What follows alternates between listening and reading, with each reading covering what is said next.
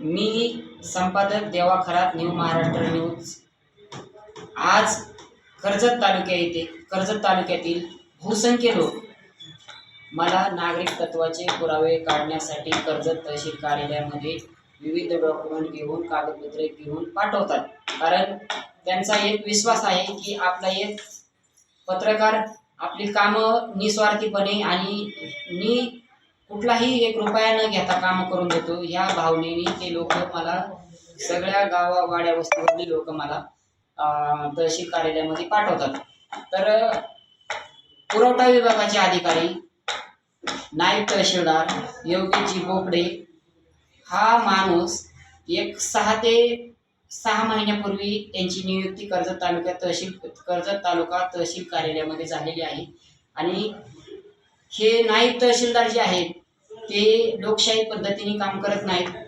ते सांगतात की गव्हर्नमेंटने ऑनलाईन जार काढलेला आहे, म्हणजे जार काढलेला आहे की तुम्हाला ऑनलाईन ई रेशन कार्ड दिलं जाईल।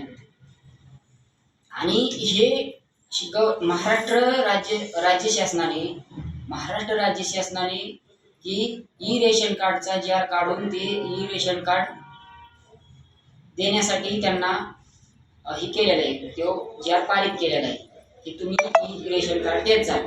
पण हे तसं न करता समोरील सर्वसामान्य नागरिकांना त्यांच्याकडून पैसे घेऊन 1000 असेल 2000 असेल असे पैसे घेऊन हे नायब तहसीलदार ऑफलाईन रेशन कार्ड त्यांना देतात, म्हणजे पुस्तक देतात। आणि आम्ही निस्वार्थीपणे कुठलाही रुपया न घेता कुठली एजंटगी न करता आम्ही त्या कर्जत तालुक्यातील तहसील कार्यालयातील पुरवठा विभागातील काम घेऊन गेलेला असता हे नायब तहसीलदार म्हणतात की आम्ही तुमचं काम करणार नाही, तुम्ही एजंटगिरी करता। पण मला तिथल्या